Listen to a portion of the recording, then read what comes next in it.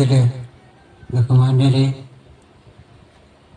ഈ സ്നേഹതീരം ഭവനത്തിൽ എൻ്റെ കൂടപ്പിറപ്പുകൾ പ്രമേയം വന്നിട്ടുള്ള ഏതെങ്കിലും അതിഥികളുണ്ടെങ്കിൽ അവരെയും ചേർത്ത് സ്നേഹതീരത്തിൻ്റെ പേരിൽ ഞാൻ ആശംസകൾ അർപ്പിക്കുന്നു.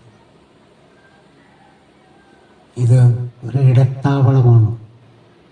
ഇടത്താവളം എന്ന് പറഞ്ഞാൽ ഞാൻ എൻ്റെ അനുഭവം പറയുന്നത്, വേറെ ആരെയും മുറിപ്പെടുത്താൻ താല്പര്യമില്ല. വഴിയിൽ കിടക്കുന്നവനെ പിടിച്ച് ഇവിടെ കൊണ്ടുവന്നു അവനെ വൃത്തിയായി താടിയും മുടിയൊക്കെ പഠിപ്പിച്ച് നല്ല വസ്ത്രങ്ങൾ കൊടുത്ത് നല്ലപോലെ കുളിപ്പിച്ച് നല്ല ഭക്ഷണം കൊടുത്ത് അവനെ കിടത്തി ഉറങ്ങും.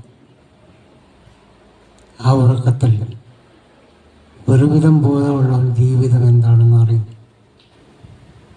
പിന്നീട് ഇതിൻ്റെ സംഘാടകർ അത്തരം ആളുകളുടെ വീട്ടിൽ പോയി സമ്മർദ്ദം ചെലുത്തി വീടുകളുള്ളവൻ്റെ അടുത്ത് എത്തിക്കുക എന്നതാണ് സ്നേഹതീരത്തിൻ്റെ അജണ്ട അഥവാ ആധാരം.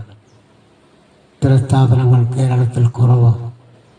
വൃദ്ധസദനങ്ങളും മന്ദിരങ്ങളും ഇഷ്ടംപോലെ ഉണ്ട്. അവിടെ പോവാം, താമസിക്കുക, കിടന്നുറങ്ങും, ജീവിതാവസാനം വരെ അവിടെ കഴിയും. ഇതല്ല, ഇതൊരു ഇൻ്റർവെൽ സമയം മാത്രമാണ് ഇവിടെ.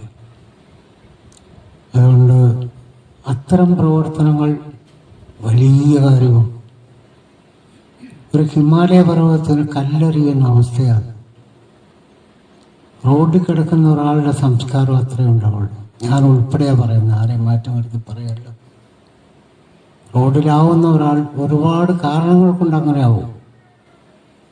പക്ഷെ ഒരു വീടാവുമ്പോൾ ഇന്നിപ്പോൾ കേരളത്തിലെ എല്ലാ വീടുകളിലെയും അതിൻ്റെ മുറ്റത്ത് കുട്ടികൾ ഓടിക്കളിക്കുന്നു. അമ്മമാരുണ്ടെങ്കിൽ അവരെല്ലാം നിയന്ത്രിക്കുന്നു.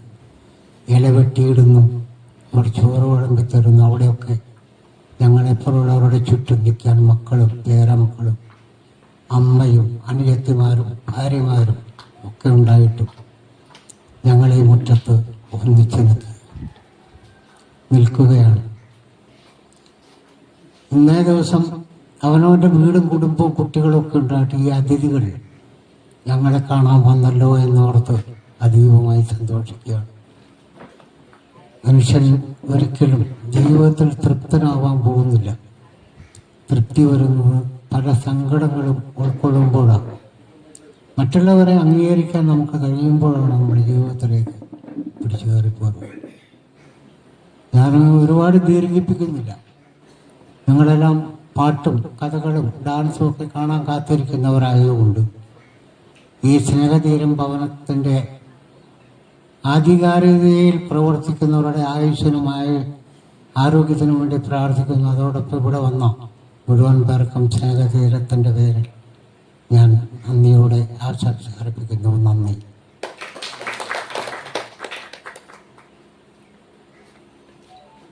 നിങ്ങളൊരു